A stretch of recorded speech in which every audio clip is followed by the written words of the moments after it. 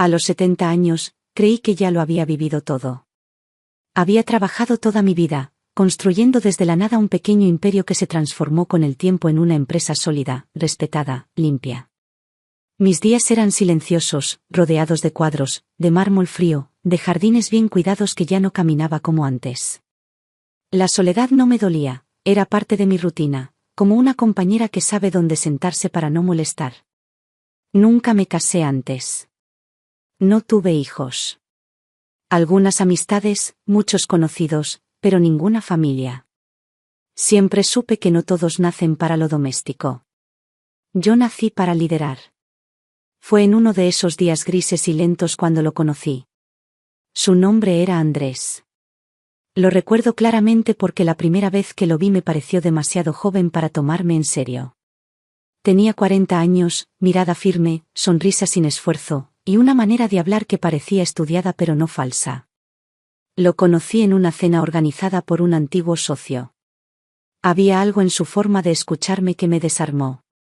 No me interrumpía, no me adulaba, simplemente me escuchaba como si lo que yo tuviera que decir realmente importara. Algo que hacía tiempo no experimentaba. Después de esa noche, empezamos a vernos más seguido. Siempre con excusas suaves, una exposición, un café, una cena tranquila.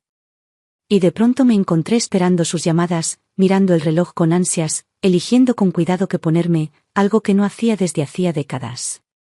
Yo, que siempre había sido práctica, que jamás había confiado en la dulzura de las palabras, empecé a dejarme llevar. Andrés era atento, pero no invasivo. Me hacía sentir vista. Yo no necesitaba que nadie me cuidara, pero él me hacía pensar que no estaba mal dejar que alguien lo intentara. Los meses pasaron y el vínculo creció. No de forma explosiva, sino como crecen las raíces bajo tierra. De pronto, su presencia era parte de mi calendario, de mi ritmo. Le conté de mi casa, de mi historia, de mis logros y de mis fracasos. Él parecía genuinamente interesado.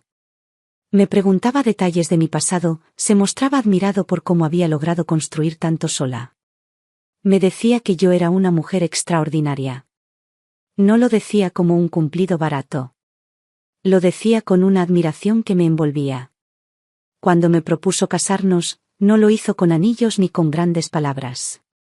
Fue en una tarde nublada, sentados en la terraza, con un té entre las manos. Me habló de lo bien que nos sentíamos juntos, de lo absurdo que era estar separados cada noche. Me dijo que quería cuidarme, compartir la vida, la rutina, lo cotidiano. Yo lo miré, y durante unos segundos sentí que el tiempo se detenía. Pensé en todo lo que había construido sola, en lo difícil que había sido, y en lo poco que me había permitido bajar la guardia. Pero ahí estaba él, y yo tenía 70 años. ¿Qué podía perder? Decidí casarme. No fue una decisión impulsiva. Lo pensé mucho, incluso revisé mis papeles, mis propiedades, lo dejé todo en orden, como una mujer que sabe lo que vale y no se deja engañar por el entusiasmo. Pero también me permití sentir. Me permití creer que quizás, al final del camino, merecía compañía. Nos casamos en una ceremonia discreta, en el jardín de mi casa, rodeados de unas pocas personas. Él parecía feliz. Yo también. Me sentí como si de pronto hubiera regresado a un lugar al que no sabía que pertenecía. Andrés se mudó a mi casa poco después, y con él llegó alguien más, su hermana, según me explicó. Se llamaba Estela. Era unos años menor que él, refinada, siempre correcta, con un aire de eficiencia que me tranquilizaba. Decía que quería ayudar en lo que pudiera, que admiraba mucho lo que yo había logrado. Me pareció amable, y no vi razón para desconfiar. Así comenzó mi nueva vida. Una que, por un momento, me pareció un regalo inesperado. Andrés caminaba por la casa como si siempre hubiera estado ahí. Me despertaba con un café, me acompañaba en las comidas, se interesaba por mis rutinas. Me preguntaba cómo llevaba los números de la empresa, me ofrecía ayuda para reorganizar cosas, incluso me propuso mejorar ciertas inversiones. No insistía, solo sugería. Yo escuchaba. A veces accedía. La presencia de Estela también se volvió habitual. Organizaba los horarios del personal, sugería menús, redecoraba pequeños rincones. Y aunque al principio me pareció extraño, acepté que quizás era lo que necesitaba, una casa viva, activa, llena de voces. Pero no todo era tan limpio como creía. Algo, muy en el fondo, empezaba a moverse. Una parte de mí no dormía del todo tranquila. No era miedo. Era una sospecha que no tenía forma. Un ruido leve, una mirada rápida entre ellos, una frase incompleta. Pero me decía que era solo mi edad, mi desconfianza habitual, mis años de independencia acumulada. Me convencí de que tenía que adaptarme a una nueva forma de vivir. Sin embargo, la ilusión todavía estaba intacta. Seguía creyendo que había encontrado amor real. Que aún a mi edad era posible. Que tal vez, después de una vida de lucha, el destino me ofrecía una tregua. Me aferré a esa idea. ¿Por qué quería creer? ¿Por qué necesitaba creer? Porque la soledad pesa distinto cuando ya no tienes tiempo para dejarla atrás. Esa fue mi última ilusión. Y aún no sabía lo cara que me iba a costar. Los primeros meses después del matrimonio transcurrieron con una calma engañosa. Andrés ya se había instalado completamente en la casa. Su ropa colgaba al lado de la mía, su cepillo de dientes estaba en mi baño, y sus llaves colgaban de la pared junto a las mías. Estela, su supuesta hermana, también se había adaptado rápidamente. La mansión siempre fue grande para mí sola, por lo que no me molestaba que ocupara una de las salas del segundo piso. Decía que prefería mantener su privacidad y, de alguna manera, eso me tranquilizaba. No era invasiva, al menos no todavía. La casa empezó a cambiar sutilmente. Algunas cosas desaparecían sin aviso, un jarrón antiguo fue guardado, según Estela, porque estaba demasiado expuesto a romperse. Una lámpara fue sustituida por otra, más moderna. Cuando lo mencioné, Andrés me sonrió y me dijo que confiara, que el buen gusto de Estela era impecable. Me pareció una exageración, pero no discutí. No era la primera vez que otras personas modificaban detalles de mi entorno.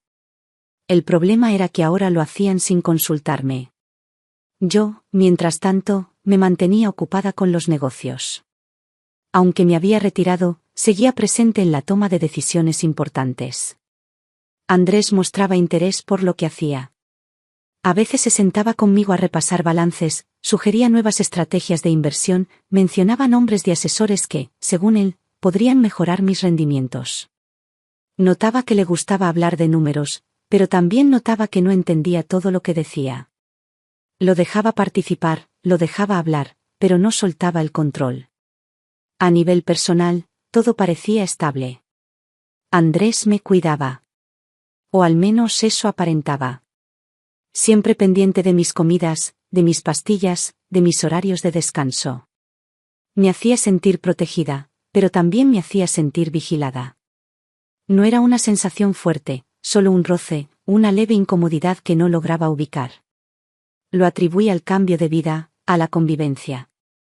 Yo había vivido sola toda mi vida. Era normal que me costara ceder espacio. Estela, por su parte, comenzó a tener cada vez más autoridad en la casa. Los empleados le consultaban a ella antes que a mí. A veces me enteraba de decisiones después de que ya se habían tomado. Cuando lo comentaba, ella me respondía con amabilidad, siempre con una sonrisa suave, diciéndome que no quería molestarme con detalles domésticos, que su intención era aliviarme la carga. Y yo, como tonta, agradecía. Había momentos en que la mansión ya no parecía mía. Me encontraba caminando por los pasillos y descubriendo nuevos adornos, nuevas reglas, nuevas rutinas. Me costaba reconocer mi propia cocina. Cambiaron los proveedores sin avisarme. Cambiaron el tipo de flores en el jardín. Incluso cambiaron el perfume de las sábanas. Cada modificación era pequeña, pero todas juntas formaban un mundo ajeno. Un día, entré en mi despacho y noté que el escritorio estaba reorganizado. Mi colección de plumas había sido guardada en una caja. Andrés me dijo que lo hizo para evitar que el polvo las dañara. Me molestó. No se lo dije. Pero me dolió ver que el respeto por mis espacios comenzaba a desvanecerse. A pesar de todo, me mantenía firme. Me repetía a mí misma que era cuestión de adaptación, de aceptar nuevas dinámicas. Pero empecé a notar cambios en mí. Me sentía más cansada, con menos energía. Dormía más. Me costaba concentrarme. Fui al médico, quien me dijo que todo estaba en orden, que mis signos vitales eran normales, que no había motivos para preocuparse. Atribuyó mi estado a la edad. Yo lo acepté. Pero algo no cuadraba. Los síntomas eran leves, pero persistentes. No eran normales para mí. Yo siempre había sido una mujer vital, activa, con la mente clara. No podía entender por qué cada día me sentía más pesada, más lenta, más dispersa. Me obligué a mantener mi rutina, pero ya no tenía la misma fuerza. Andrés lo notó. Me decía que descansara, que delegara, que confiara más en él y en Estela. Que para eso estaban. Que él no me dejaría caer.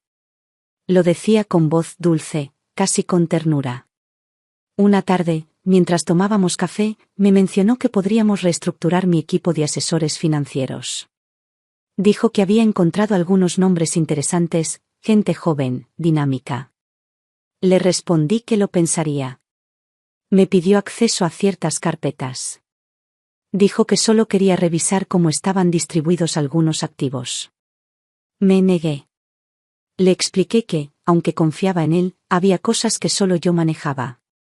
Sonrió, pero su mirada cambió. Fue un destello breve, pero lo vi. Y lo recordé. Estela, por su parte, cada vez hablaba menos conmigo y más con los empleados. Cambiaron la forma de organizar las comidas, los horarios de limpieza, incluso las visitas al médico. Me llevaban y traían como si fuera una anciana sin criterio. Pero yo me sentía más débil, y empecé a dudar de mi propio juicio. Fue entonces cuando empecé a necesitar apoyo fuera del entorno inmediato.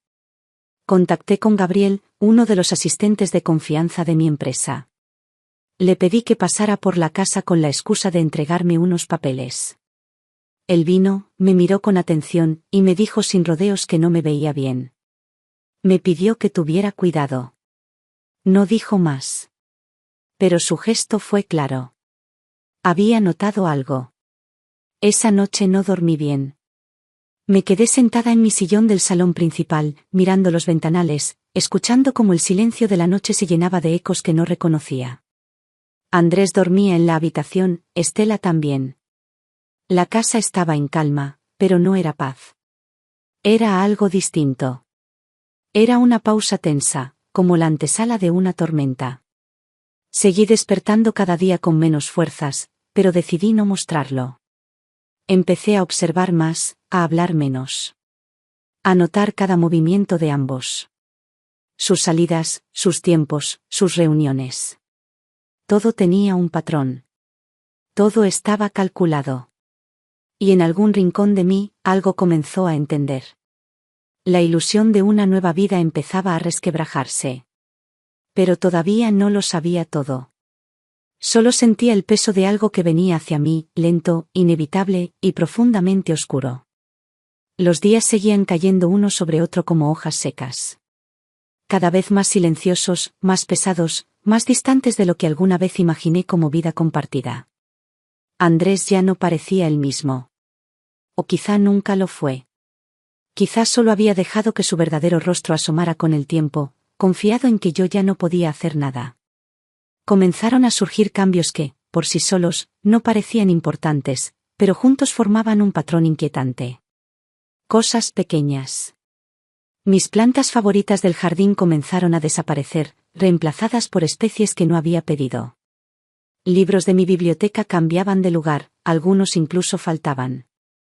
Una escultura que adoraba, regalo de mi mentor hace décadas, fue movida sin aviso. Estela me dijo que estaba a la sombra y se podía dañar. Cuando la mandé a buscar, ya no estaba. Me dijeron que la habían enviado a restauración. Nunca volvió.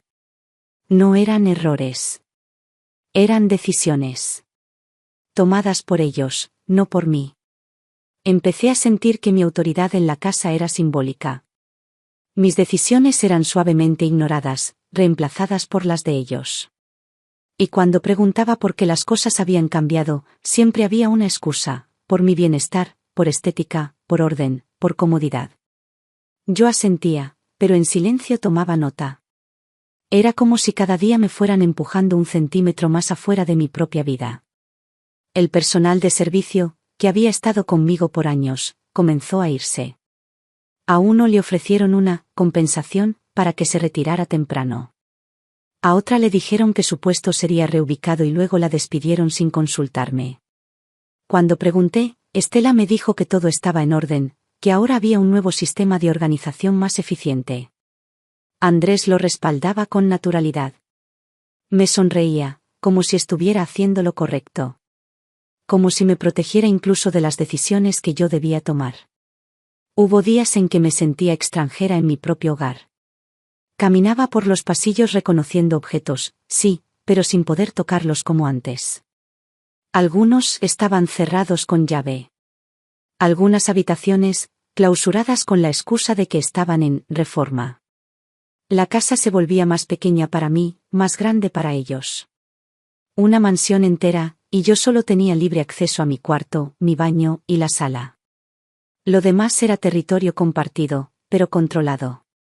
Recuerdo una mañana en particular. Me levanté más temprano de lo habitual y bajé a la cocina. Esperaba encontrar a uno de los cocineros preparando el desayuno. En cambio, me encontré a Estela sola, revisando documentos con una taza de café en la mano. Se sobresaltó al verme. Cerró la carpeta rápidamente y sonrió con esa perfección de dientes blanqueados y ojos controlados. Me ofreció café. Acepté. Me senté con ella, intentando no mostrar el temblor que empezaba a instalarse en mi cuerpo. La conversación fue breve. Habló de la lluvia, del menú del día, de que Andrés pensaba reorganizar el garaje. Yo no respondía mucho. Solo la miraba. Ese día entendí algo. Estela no vivía conmigo. Vivía contra mí. Todo lo que hacía tenía un objetivo: desplazarme, erosionarme, borrarme. Yo era un obstáculo para algo. No sabía qué exactamente. Aún no tenía todas las piezas. Pero ella no era una invitada. Era una intrusa con paciencia quirúrgica. Andrés también comenzó a cambiar su lenguaje. Ya no hablaba de nosotros con tanta frecuencia.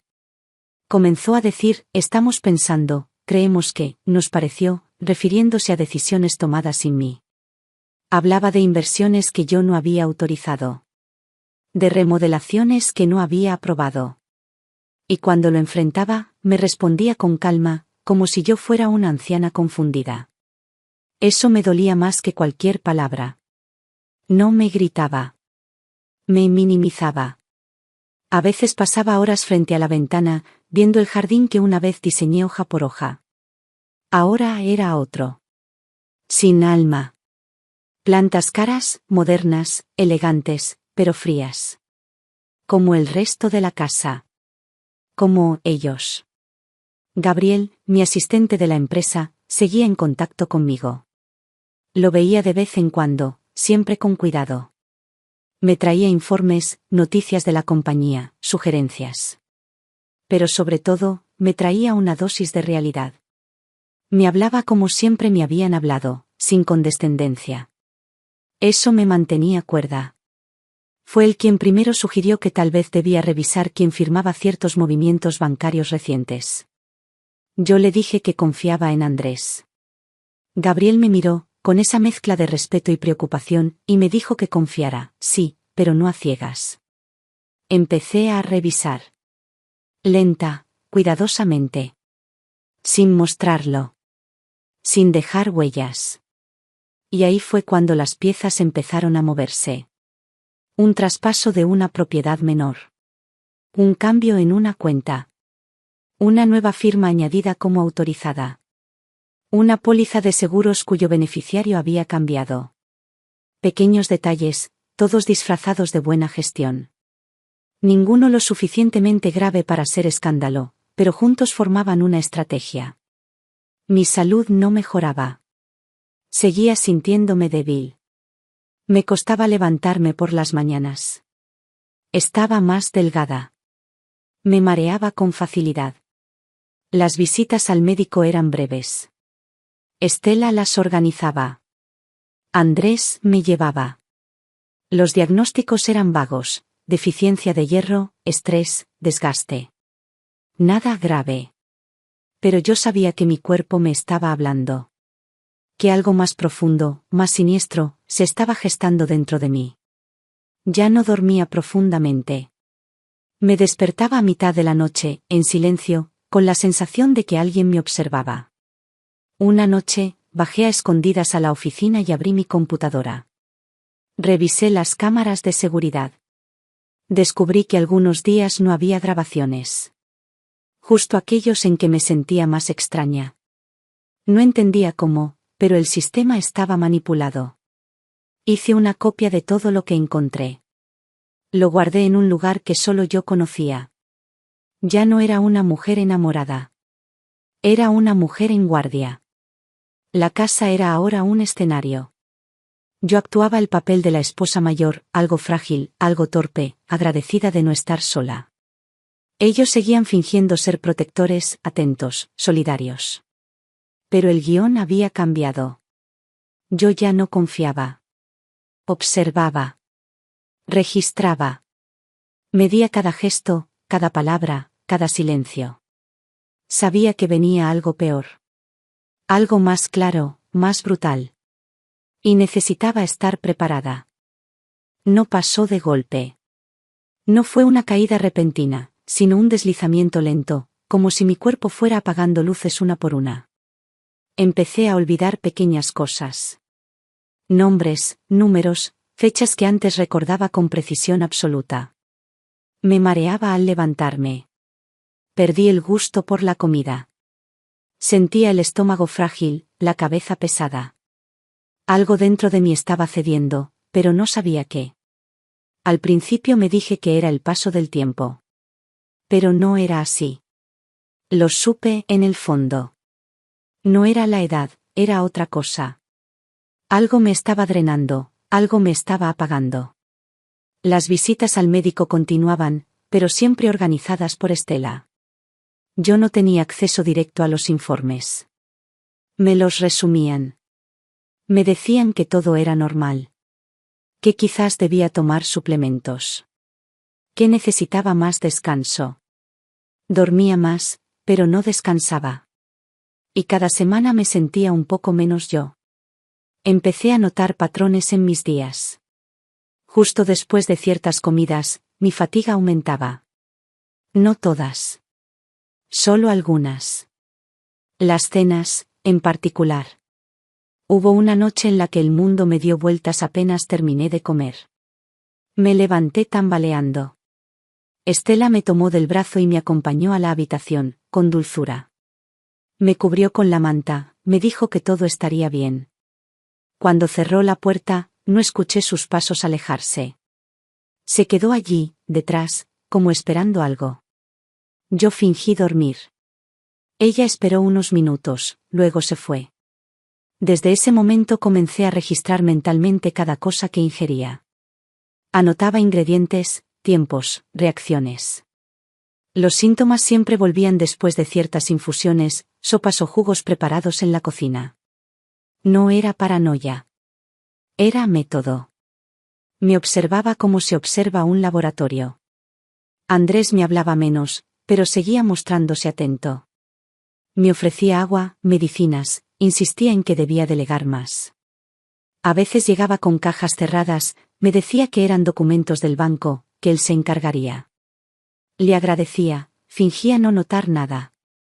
Yo, por dentro, contaba los pasos, los gestos, los movimientos. Ya no era una mujer en guardia. Era una cazadora paciente. Y tenía que serlo. Porque sabía que el juego que estaban jugando era peligroso. Y yo no podía fallar. Le pedí a Gabriel que investigara a los médicos. Descubrió que Estela había solicitado cambios en los historiales. Que habían solicitado copias de mis recetas anteriores, y que en una de las clínicas donde me atendían, ella figuraba como contacto principal. A Andrés lo habían visto entrar solo, con sobres en la mano, en horarios en los que yo supuestamente estaba siendo atendida. Todo estaba coordinado. Me estaban cercando. Me estaban debilitando. Revisé mi cocina. Hablé con una empleada que aún quedaba, la única que llevaba años conmigo y que aún me miraba a los ojos. Le pedí que me dijera la verdad. Con miedo, me confesó que hacía semanas que no preparaba ciertas comidas. Estela había tomado el control total de los menús. Todo pasaba por sus manos. Le pedí que fingiera, que no dijera nada, pero que me informara discretamente si algo más cambiaba. Una noche, mientras Andrés dormía, entré en su estudio. Usaba una llave duplicada que había guardado años atrás, cuando todavía creía que la privacidad debía respetarse incluso en el amor. Encontré carpetas. Cuentas. Contratos. Todo a nombre de terceros. Pero lo que me heló la sangre fue un documento de póliza de vida, firmado con mi nombre, con beneficiario nuevo, Estela. Fechado hacía apenas un mes. Falsificada. Mal hecha, pero convincente. Lo guardé. Lo escaneé. Lo envié a Gabriel sin decir una palabra. El asunto ya había pasado de control. No era solo una traición. Era un crimen. Y yo era la víctima. Durante una cena, fingí debilidad extrema. Andrés me sostuvo por el brazo, me llevó a la habitación, me preparó un té. Vi cómo Estela disolvía algo en la taza. Ella pensaba que yo no miraba. Pero yo miraba todo. Bebí un sorbo. Fingí náuseas. Fingí fiebre. Lo suficiente para hacerlos creer que su plan avanzaba. Me quedé en cama por horas, fingiendo alucinaciones, escuchando cómo hablaban en la habitación contigua. Hablaban de plazos. De movimiento de fondos. De dejar pasar unos meses más. De que no podía tardar demasiado. No usaban nombres, pero el mensaje era claro. Yo debía desaparecer. Mi cuerpo temblaba, pero no de miedo. De ira contenida. Me habían visto como una vieja rica, ingenua, lista para ser vaciada. Creyeron que los años me habían quitado la mente, pero se equivocaron. Yo no pensaba irme sin dejar una marca. Sin que se supiera toda la verdad. En la empresa, Gabriel trabajaba en silencio. Ya no solo revisaba papeles. Había instalado cámaras ocultas en algunas zonas de la casa, con ayuda de un técnico que le debía un favor. Me entregaba informes cada semana. Las grabaciones no mentían. Estela manipulando documentos, Andrés revisando cajas fuertes mientras yo dormía, ambos celebrando discretamente la caída de mis inversiones, que ellos mismos provocaban. No sabían que yo ya lo sabía todo. Físicamente estaba más débil. Lo admito. Pero mentalmente estaba más clara que nunca. Me alimentaba con cuidado. Solo comía lo que preparaba yo misma. A escondidas, en mi antiguo cuarto de costura, reconvertido en una especie de refugio. Guardaba comida allí. Agua. Documentos. Era mi base secreta. Mi centro de operaciones. Porque esto ya no era una convivencia.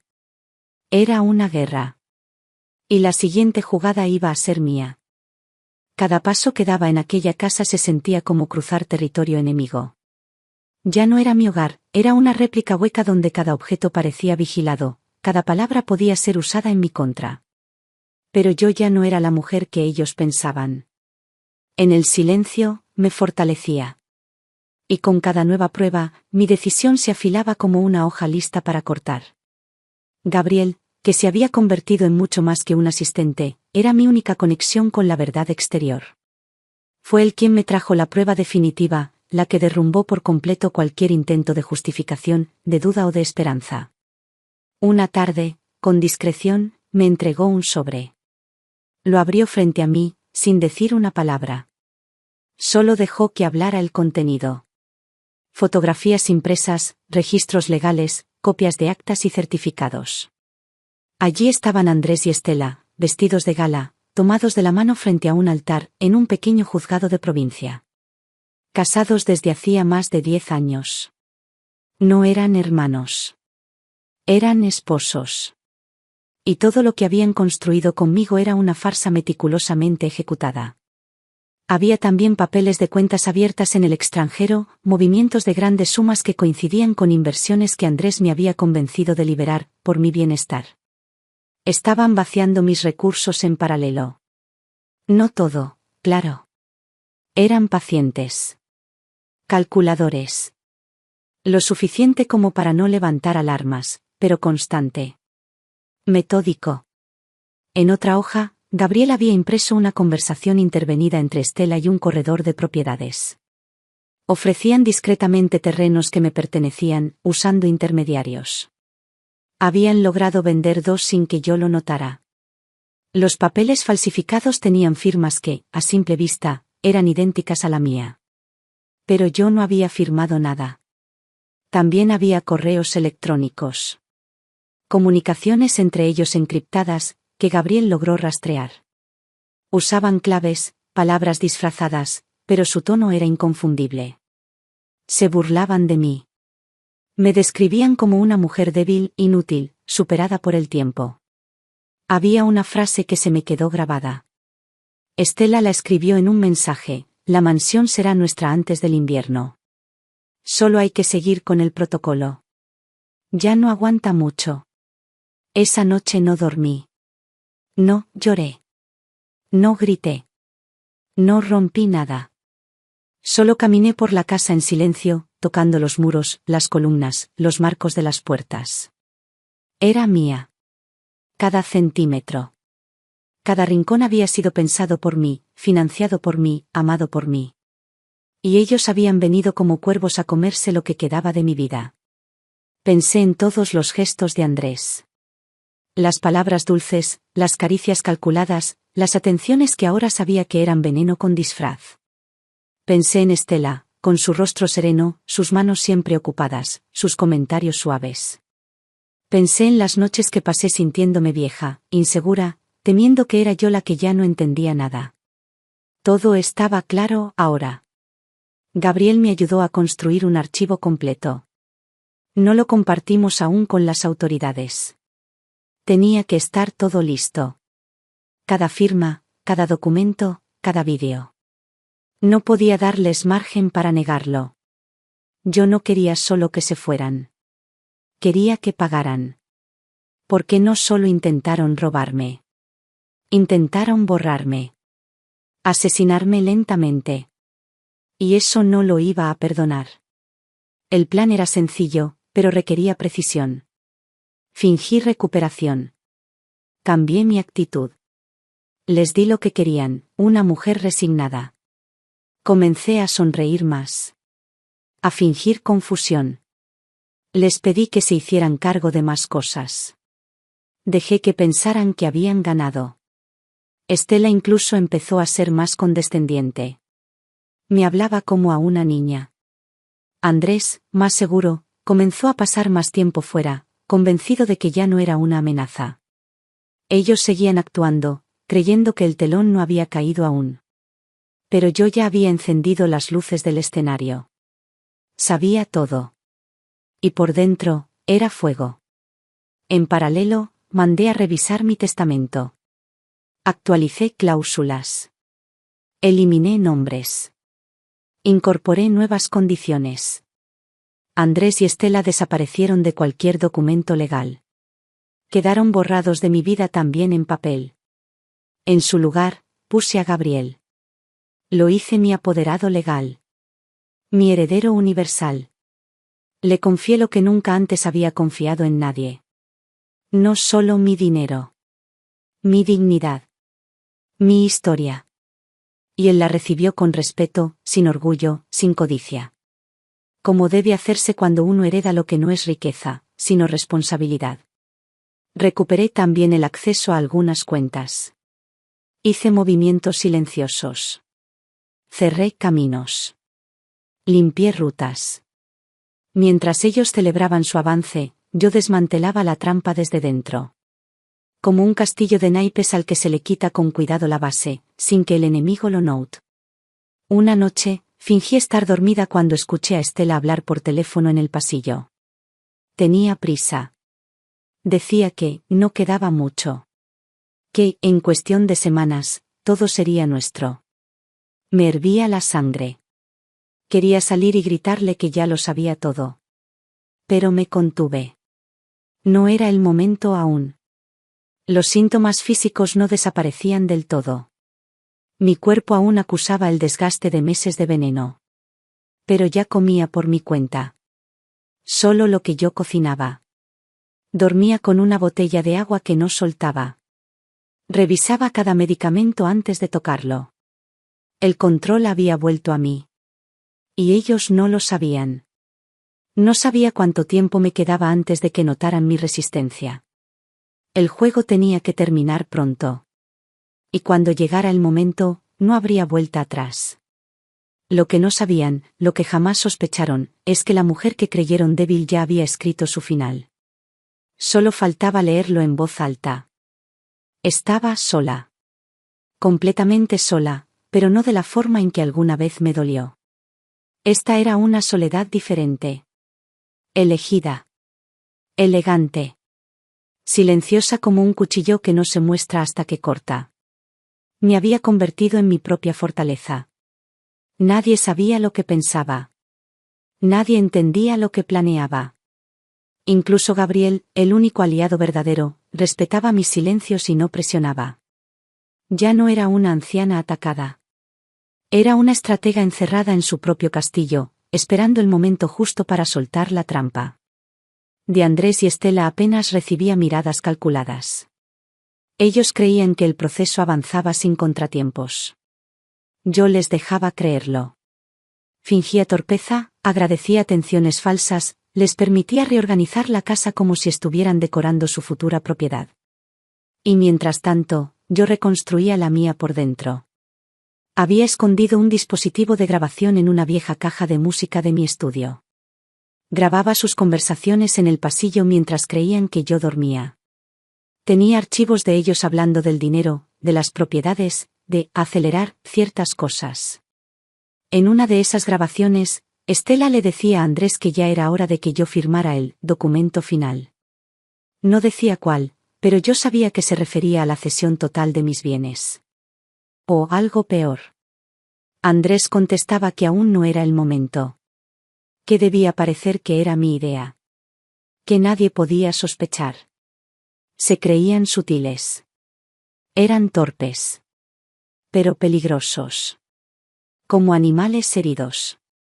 Comencé a revisar cada movimiento en mi casa. El personal restante ya estaba comprado o intimidado por ellos. No podía confiar en nadie más. Tenía que estar un paso adelante todo el tiempo.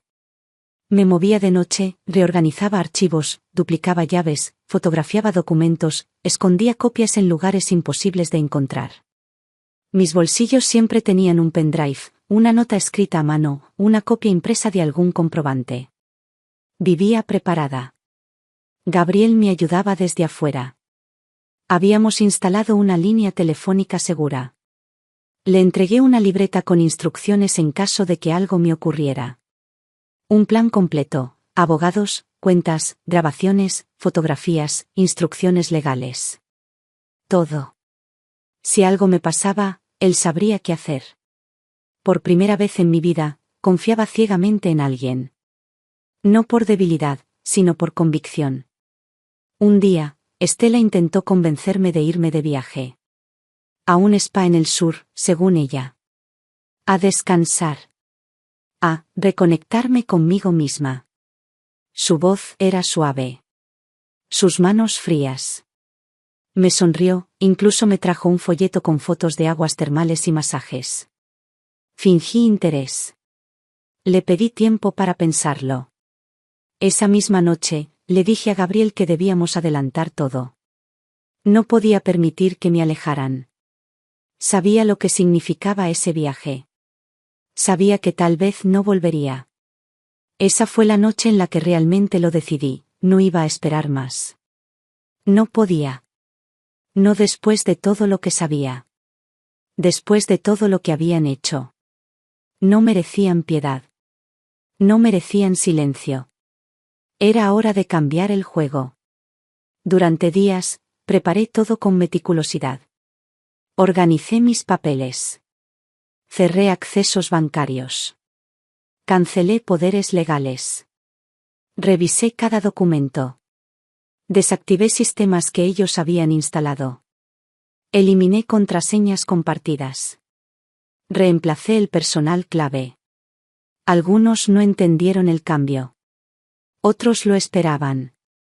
Nadie dijo nada. Pero todos lo sintieron. Mandé a reparar las cámaras originales de la casa, instalé nuevas, ocultas, duplicadas. Cada rincón quedaba grabado. Lo hice sin ayuda. Lenta, sigilosamente. El sistema volvía a ser mío. El control era mío. Por fin. La mañana siguiente fue tranquila. El desayuno habitual. Estela ya no me hablaba con la amabilidad del principio. Ahora usaba un tono lánguido, de falsa paciencia, como si esperara que yo me deshiciera sola. Andrés apenas me dirigía la palabra. Se mantenía ocupado en llamadas, con la excusa de reorganizar nuestras inversiones. Fingí no notar nada. Pero por dentro, contaba las horas. Esa tarde, encontré una carpeta en el estudio de Andrés. La dejó olvidada. O creyó que yo ya no podía entender lo que contenía. Contratos. Borradores de testamentos falsos. Firmas mías, recortadas y replicadas. Lo habían estado preparando todo. En uno de los papeles, la cesión total de mi empresa a una sociedad que yo no había autorizado. Gabriel confirmó que esa sociedad estaba vinculada a un ex socio de Estela. El círculo se cerraba. Pero no les quedaba mucho tiempo. Faltaban días. Solo días. Me dediqué a repasar una y otra vez el plan con Gabriel. No podía haber errores. Cada evidencia debía estar alineada. Las grabaciones, las firmas, los movimientos bancarios, los archivos de las cámaras, los correos, los cambios legales. Todo. Aproveché una cena para brindar. Con agua. Dije que me sentía mejor. Que quería agradecer a Andrés por su paciencia. Que Estela había sido una compañera inesperada. Que me hacía bien tenerlos cerca. Lo dije con una sonrisa. Ellos sonrieron también. Creyeron que todo estaba bajo control. Estaban celebrando su victoria. Yo celebraba mi resistencia. Esa noche, dormí en paz por primera vez en meses. No porque se hubiera acabado el peligro. Sino porque sabía que, por fin, el fin se acercaba. Y no sería el mío. El día amaneció gris, como si el cielo supiera que se aproximaba algo definitivo. Yo ya no era la mujer vulnerable que caminaba entre sombras sin comprenderlas. Ahora era otra. Una mujer despierta, paciente, lista para cerrar un ciclo. Pero antes de cualquier desenlace, necesitaba afirmar algo aún más importante, a quien le dejaría lo que con tanto esfuerzo había construido. No tenía hijos. No tenía hermanos. Los pocos familiares que quedaban eran distantes, interesados, desconocidos con mi sangre. Durante mucho tiempo, ese vacío fue una herida. Con el tiempo se volvió simplemente parte de mi paisaje interior. Me acostumbré a ser la última de mi línea. Hasta que apareció Gabriel. Nunca le pregunté mucho sobre su vida personal. Él tampoco hablaba de ella. Pero su lealtad nunca vaciló. No me halagaba, no me protegía por compasión. Me respetaba. Me escuchaba. Entendía la gravedad de lo que enfrentábamos sin necesidad de grandes palabras. Cuando le hablé por primera vez de dejarle todo, no respondió. Me miró como quien recibe un arma. Entendió que no se trataba de herencia, sino de un deber. Empecé a incluirlo en más decisiones.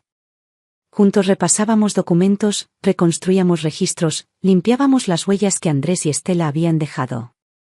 Él proponía soluciones con cautela, con un criterio que me hacía confiar aún más. No era ambicioso. No tenía prisa. Solo quería asegurarse de que yo estuviera protegida. Me di cuenta de que, con el tiempo, él también había empezado a verme como algo más. No como una jefa. No como una millonaria. Como alguien que merecía vivir sin miedo. Una tarde le pedí que viniera a la casa. Lo hice entrar por la puerta trasera, donde las cámaras eran nuestras, no de ellos. Lo llevé a mi antiguo taller, el cuarto que había convertido en mi búnker personal. Allí guardaba toda la evidencia, copias de correos, archivos de audio, firmas comparadas, fotos de documentos falsificados. Le mostré todo, uno por uno. Él lo revisó sin emitir juicio. Solo asentía y tomaba nota. A medida que avanzábamos, me sentí menos sola. Por fin alguien más cargaba el peso de esa verdad conmigo. Luego le mostré mi nueva escritura de testamento. Lo tenía allí, guardado, aún sin firmar. Estaba redactado por el abogado más discreto de mi red. Gabriel era el único heredero. No por necesidad. No por cariño superficial. Sino porque había hecho lo que nadie hizo jamás, protegerme cuando ya nadie más se atrevía. Él quiso rechazarlo. Me lo dijo, mirándome a los ojos, con firmeza. Dijo que no lo había hecho por eso. Le respondí que lo sabía. Precisamente por eso. Le expliqué que no era una recompensa. Era una transferencia de confianza. No solo le estaba entregando una fortuna, le estaba entregando mi historia, mi nombre, mi futuro, incluso después de mí. Le pedí que aceptara, no por él, sino por mí. Terminó asintiendo, sin palabras. Y su silencio fue el mayor acto de respeto. Con él comencé a planear cómo reestructurar la empresa. Le mostré los proyectos inconclusos, las ideas que nunca ejecuté por falta de tiempo o por temor a arriesgar. Le hablé de las causas que apoyaba, de los orfanatos, de los refugios de animales, de los jóvenes emprendedores que jamás conseguían financiamiento. Le conté todo. Le entregué mi visión. No era solo una sucesión. Era una continuidad. En paralelo, seguíamos vigilando a Andrés y Estela. Ellos se sentían cada vez más seguros. Habían relajado su vigilancia sobre mí. Creían que su plan funcionaba. Andrés pasaba horas fuera, diciendo que visitaba propiedades en mi nombre. Estela pasaba las tardes en el salón, organizando cenas, moviendo obras de arte, redecorando con total libertad. No sospechaban que cada conversación, cada gesto, estaba siendo registrado. El archivo de pruebas crecía como un corazón latiendo a punto de estallar. Una noche, al volver de una caminata con Gabriel por los jardines, lo vi a él. Andrés. Parado en el umbral del vestíbulo, en silencio. Nos miró, serio, sin decir nada. Me preguntó a dónde iba yo a esas horas. Le dije que necesitaba aire. Que hablar con Gabriel me hacía bien. Su rostro no mostró celos, pero sí algo más, duda. Sospecha. Su máscara comenzaba a resquebrajarse. Esa misma noche, le entregué a Gabriel una copia física del testamento, junto con un duplicado de la llave de mi caja fuerte. Le pedí que no las tocara, a menos que algo me pasara. Él no hizo preguntas. Solo asintió y las guardó. Fue el gesto más poderoso que alguien había tenido conmigo en décadas. La confianza absoluta no se mendiga. Se gana. Y él lo había hecho sin buscarlo. En mi habitación, al final de ese día, me senté frente al espejo. Me vi más vieja, sí, pero también más fuerte. Había sobrevivido a una conspiración cuidadosamente tejida. Me habían subestimado. Me habían querido borrar. Y sin embargo, ahí estaba. No solo viva. Estaba más despierta que nunca. La herencia no era solo dinero. Era identidad. Y por primera vez en mi vida, tenía a quien dejarle la antorcha sin miedo a que se apagara. Estaba lista para la jugada final. Solo faltaba un movimiento más. El momento llegó sin aviso, Como suelen llegar las verdades que uno presiente desde lejos pero nunca termina de imaginar con todo su peso. Durante semanas me había convencido de que todo lo sabía, de que había previsto cada movimiento, cada traición, cada engaño. Pero aún quedaba una verdad más oscura, más brutal, una que no había querido aceptar del todo. Me estaban envenenando. No en sentido figurado. Literalmente. Me estaban matando, poco a poco, con una sonrisa, con gestos dulces y palabras suaves. Lo hacían con precisión, como si hubieran estudiado mi cuerpo, mis rutinas, mis puntos débiles. Querían que pareciera una muerte natural. Un cuerpo anciano que simplemente se apaga. Fue una noche. Me desperté con un temblor profundo, no en las manos, sino en el estómago. Sentía una náusea espesa, una pesadez que me dejó inmóvil. A mi lado, la taza del té que Estela me había traído unas horas antes seguía medio llena. No había bebido mucho. Ya no confiaba. Pero lo suficiente para que algo se activara dentro de mí. Me arrastré hasta el baño, encendí la luz y me vi en el espejo, ojos rojos, piel pálida, el pulso acelerado. No era cansancio. No era estrés. Era intoxicación. La había estado evitando durante semanas. Comía por mi cuenta, bebía solo lo que yo misma preparaba.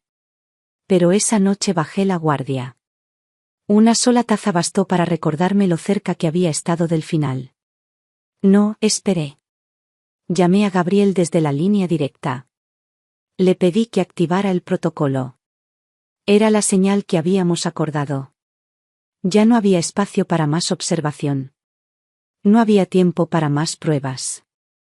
Ya teníamos todo. Solo faltaba mostrarlo.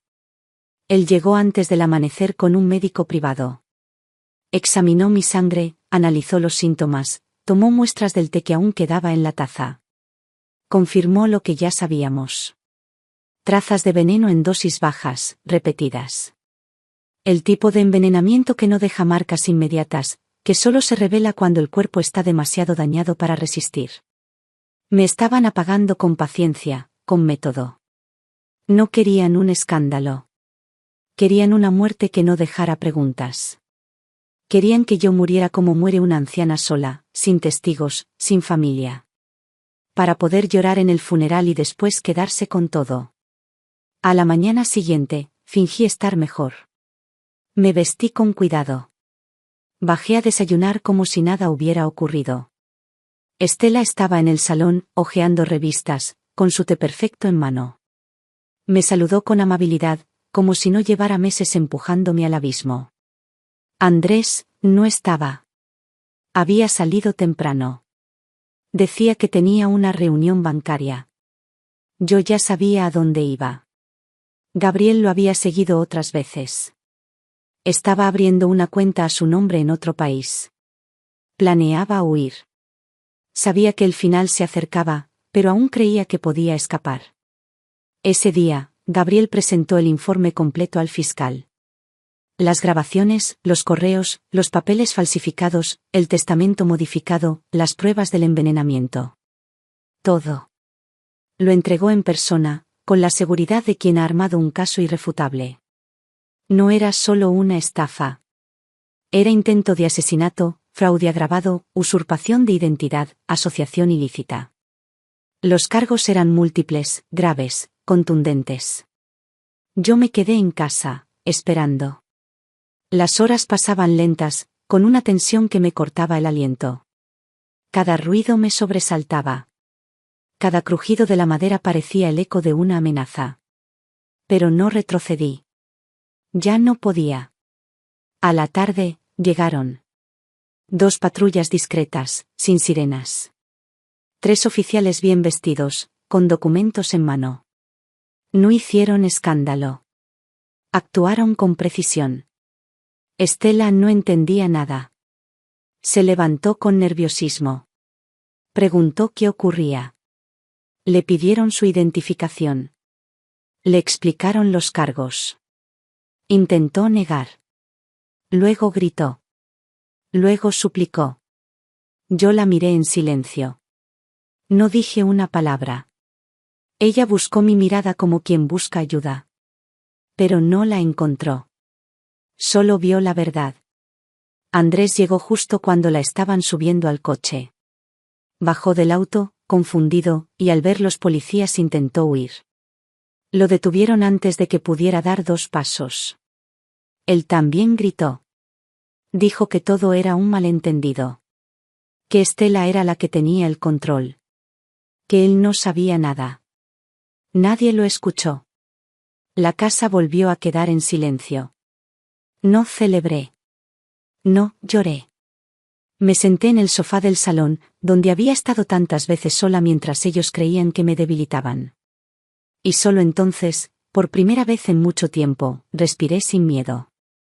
Gabriel llegó poco después. Se sentó frente a mí. No dijo nada. No hizo falta. Lo miré y le dije que ahora sí podía firmar el testamento. Ya no era una medida preventiva. Era una afirmación. Él no era solo el heredero. Era mi familia.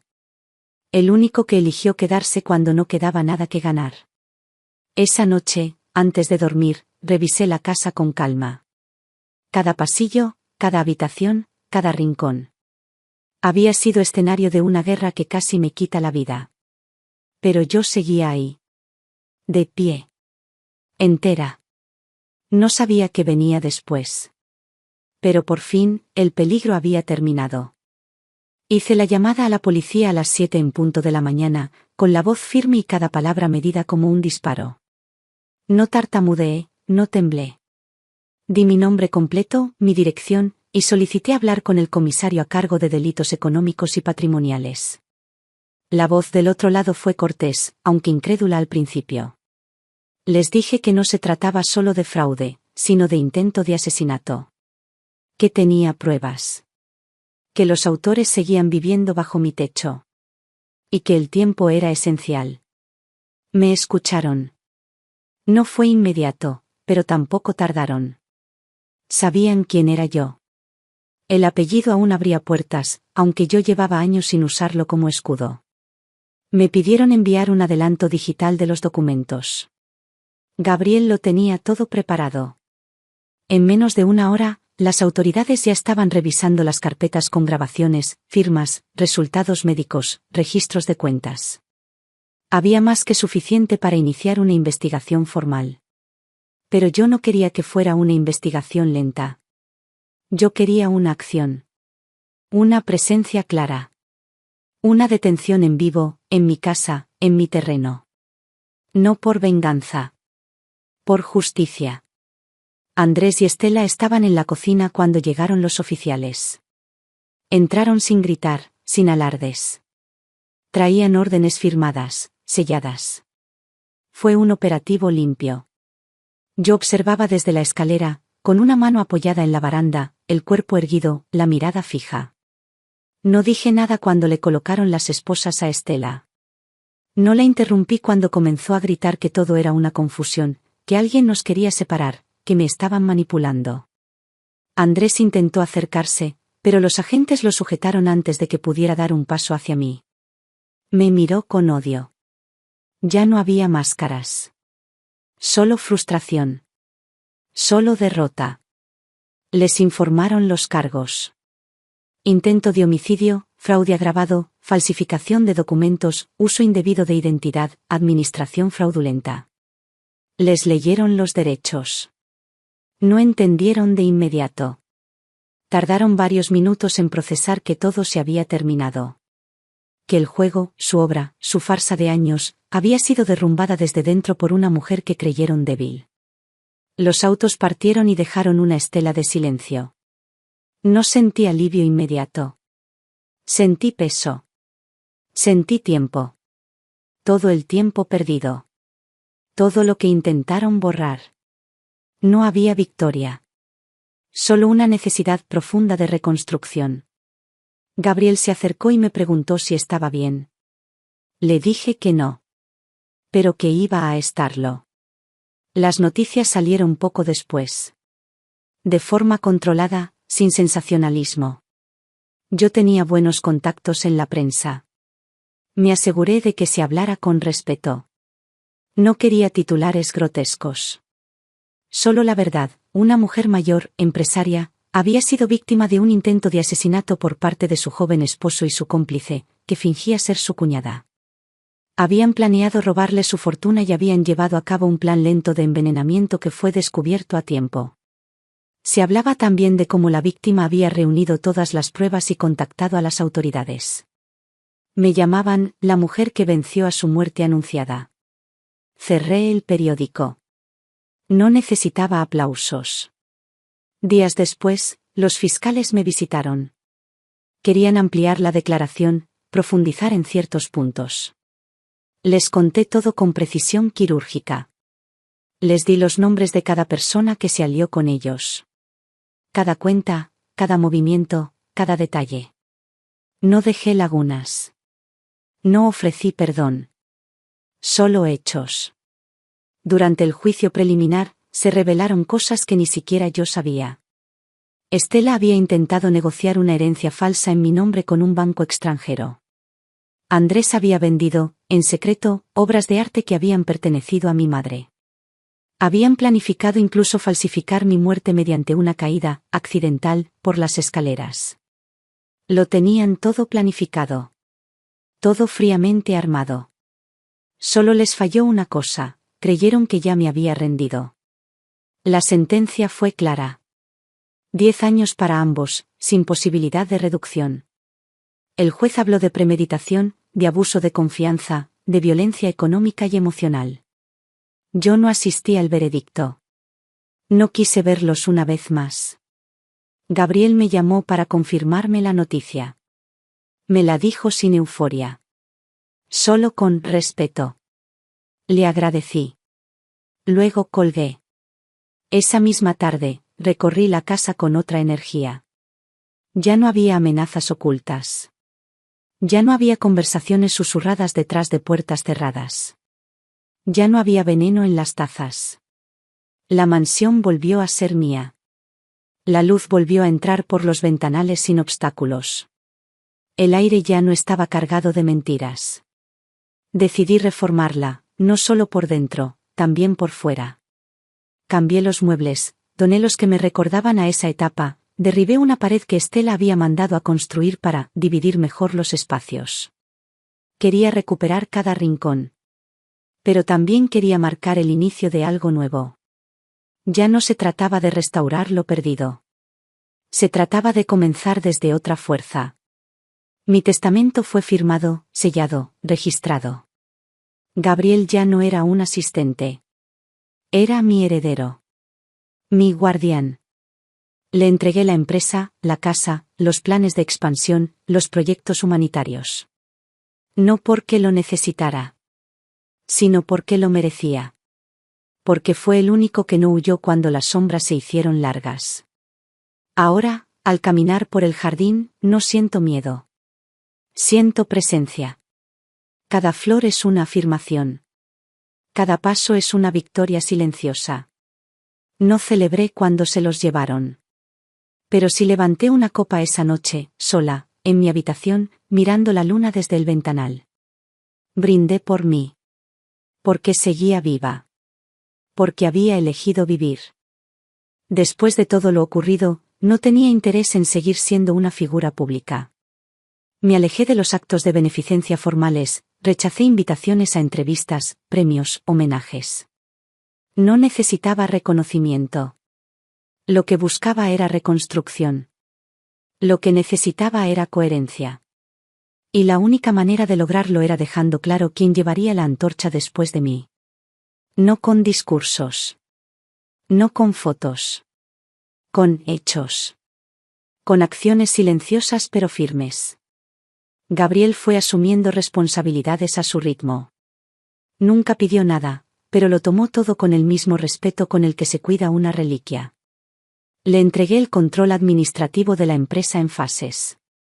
Revisábamos juntos cada decisión. Él no temblaba al tomar riesgos, pero tampoco era imprudente. Me recordaba a mí, no en lo que hacía, sino en cómo pensaba. Analítico, pero con principios. Ambicioso, pero con límites. Un hombre de ideas, pero también de tierra firme. Lo primero que hizo fue recuperar lo perdido. Propiedades mal gestionadas, contratos sin seguimiento, cuentas dormidas, inversiones riesgosas. No lo hizo con furia, lo hizo con inteligencia. Me consultaba, me escuchaba, pero también se atrevía a proponer. Eso me agradaba. No era un yes man. Tenía ideas propias. Y cuando veía que yo dudaba, me explicaba. Me enseñaba. Yo, que durante toda mi vida fui la que enseñaba, ahora aprendía también. Era una relación rara. Simétrica. Fluida. Pronto empezó a hablar de expansión. No por codicia. Porque sabía que el dinero, cuando se estanca, se pudre. Me habló de becas. De invertir en jóvenes emprendedores. De abrir una fundación para mujeres mayores víctimas de abuso económico. Su idea era clara, transformar lo que me pasó en algo que protegiera a otras. Usar mi historia como raíz, pero no como excusa. Me pareció justo. Necesario. Le dije que sí. Al poco tiempo, reorganizamos parte del personal. No por rencor, sino por renovación. Gente joven, profesionales formados, pero también antiguos empleados que alguna vez habían sido desplazados por Estela y Andrés, volvieron. La casa se llenó de voces distintas. De pasos que no escondían nada. De conversaciones limpias. El silencio de sospecha fue reemplazado por una calma activa. La mansión revivía. Gabriel tomó una de las salas de la casa como oficina. No se mudó a vivir conmigo, aunque le ofrecí hacerlo. Prefería mantener una línea de respeto, de independencia. Sin embargo, estaba presente a diario. A veces trabajábamos en habitaciones separadas y solo nos veíamos al final del día para compartir un té o una copa de vino. La compañía no era constante, pero era sólida. Y suficiente. Una tarde, me pidió que lo acompañara a uno de los refugios de animales que habíamos estado financiando. Quería que viera el trabajo que hacían con mis donaciones. Accedí. Nos subimos al auto sin ceremonia. Al llegar, me encontré con un grupo de voluntarios comprometidos, perros y gatos bien cuidados, niños acariciando animales rescatados. Me emocioné. No lloré. Pero sentí algo profundo. Como si parte de mí se hubiera soltado de una carga. Como si, por fin, lo que tenía valor estuviera en las manos correctas. De regreso, me dijo que uno de los perros llevaba mi nombre. Me reí. Le pregunté por qué. Me dijo que era el más testarudo, el más listo, el más difícil de engañar. Me quedé callada. Pero sonreí. La relación con Gabriel no era maternal. Tampoco romántica. Era algo distinto. Una conexión rara entre dos personas que sabían que la confianza no se construye con palabras, sino con actos sostenidos. Nunca me pidió nada. Pero le di todo. Porque era el único que había demostrado estar a la altura del peso de mi historia. Mandé a grabar un vídeo privado. No era un testimonio fúnebre. Era una carta viva. En ella hablaba de todo lo que viví, de lo que aprendí, de cómo a veces el amor viene disfrazado de destrucción. Y de cómo no debemos rendirnos al cinismo. Lo grabé para él. Para que, cuando yo no esté, recuerde no dejarse atrapar por el miedo ni por el odio. Para que no olvide que el poder es solo útil si mejora la vida de otros. Le pedí al abogado que ese vídeo formara parte oficial del archivo testamentario. No era un capricho. Era un legado. Los meses siguieron con normalidad. Yo recuperé rutinas. Volví a leer todas las mañanas, a escribir en las tardes. Tenía días buenos y días más lentos. La salud se estabilizó. No me recuperé por completo, pero ya no temía dormirme y no despertar. Volví a hacer caminatas lentas por el jardín. Saludaba a los empleados. Escuchaba música clásica en las noches. Y en los días de lluvia, tejía en silencio, como si el tiempo me hubiese devuelto un espacio que alguna vez me arrebató. Una vez, Gabriel me trajo una caja con papeles antiguos que encontró ordenando un archivo. Entre ellos estaba mi primer contrato de venta, firmado a mano, cuando tenía apenas 20 años. Lo había olvidado. Verlo allí, con tinta corrida y letras torpes, me conmovió. Me dijo que lo enmarcaría. Le pedí que no. Que lo guardara él. Que ese papel era el primer paso hacia lo que ahora era suyo. No se negó. Simplemente lo guardó en su maletín. Ese fue el momento en que supe, sin ninguna duda, que mi historia ya no estaba sola. Ahora tenía continuidad. No de sangre. De propósito. La casa ya no es la misma. Ni el aire, ni los pasillos, ni la luz. Tampoco lo soy yo. No porque haya cambiado todo, sino porque por fin se limpió lo que alguna vez se intentó ensuciar. El silencio que ahora reina no asusta. No es soledad. Es orden. Es paz. Es la música suave de una existencia que encontró su forma sin necesidad de ruido. Tengo 71 años. Y al fin me siento en control sin tener que controlar. Paso las tardes en el jardín, acompañada de mis 2 perros, uno viejo, otro joven, que se turnan para seguirme el paso. Ya no camino con prisa. Cada paso es intencional. No hay destinos urgentes. Lo que tenía que demostrar, ya lo demostré. Lo que tenía que proteger, ya está a salvo. A veces recibo cartas. De antiguos empleados, de personas que conocí en mis años de expansión empresarial. Algunos me escriben para agradecer, otros solo para recordar. No respondo a todos, pero los leo. Me recuerdan que existí en muchos más lugares de los que creí. Que mi nombre tocó vidas más allá del dinero. Y eso, a esta edad, importa. Gabriel sigue viniendo cada día. A veces hablamos mucho. A veces nada. Me trae flores sin fecha. Me cuenta avances de la fundación. Me consulta decisiones clave de la empresa, aunque no necesita hacerlo. Lo hace por respeto.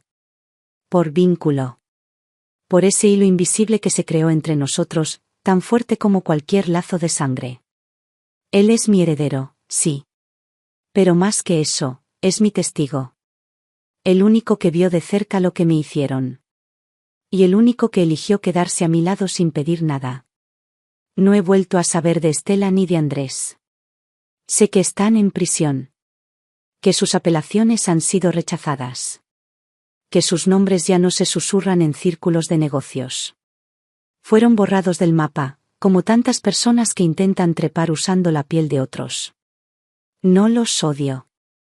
Ya no. No tienen espacio dentro de mí. Les quité el lugar que durante un tiempo usurparon. El peor castigo para ellos fue no lograrlo. El mío, fue haber creído en ellos. Pero incluso eso, los solté. He convertido mi casa en algo distinto. Ya no es una mansión. Es un refugio. Hay una sala convertida en biblioteca. Hay una habitación llena de materiales de arte donde a veces vienen niños de la fundación a pintar.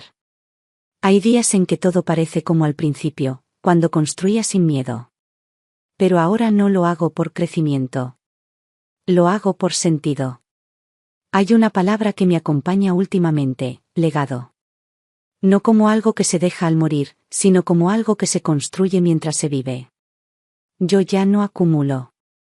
Entrego. Ya no proyecto hacia afuera. Proceso hacia adentro. Cada acto mío tiene intención. Cada conversación tiene destino. Si el final llega pronto, no me encontrará con asuntos pendientes. Por la mañana me gusta sentarme frente a la ventana de mi habitación, con un café amargo y un cuaderno. A veces escribo. A veces solo dibujo líneas. Me gusta observar cómo entra el sol, cómo se posa sobre la alfombra, cómo acaricia los objetos sin alterar nada. Es un gesto parecido al que yo quiero dejar, una huella suave, pero constante. Algo que no imponga, pero que acompañe. No tengo miedo a lo que viene. Lo viví todo. Lo bueno, lo cruel, lo injusto, lo noble. Lo vi todo, y sin embargo, sigo aquí. Con la mirada limpia. Con el cuerpo más cansado, pero el alma firme. Gabriel insiste en que debería escribir mis memorias. Le digo que esta casa ya lo es. Cada rincón tiene un capítulo. Cada objeto, una frase. Cada silencio, una conclusión. Si él quiere contarla un día, será su versión. Yo, por mi parte, ya la viví. Y eso basta. Cuando las noches se alargan y el cuerpo pide más abrigo, me meto en cama temprano, sin pensamientos pesados. Sé que el día siguiente llegará como tenga que llegar. Y si no llega, me voy tranquila. ¿Por qué viví? ¿Por qué sobreviví? ¿Por qué elegí? Y sobre todo, ¿por qué perdoné sin olvidar? No tengo hijos. No tengo nietos. No tengo hermanos. Pero tengo lo que muchos no consiguen en una vida entera, la certeza de haber sido fiel a mí misma, incluso cuando todo conspiraba para que no lo fuera. Y ahora, mientras escribo estas últimas líneas desde mi habitación, rodeada de flores frescas, con los perros dormidos a los pies de la cama, con el murmullo lejano de Gabriel en la cocina organizando algo sin importancia, solo pienso una cosa. Qué bueno que aún estoy aquí. Y si mañana no lo estoy, que me recuerden así, con la frente alta, la historia escrita, y la conciencia tranquila.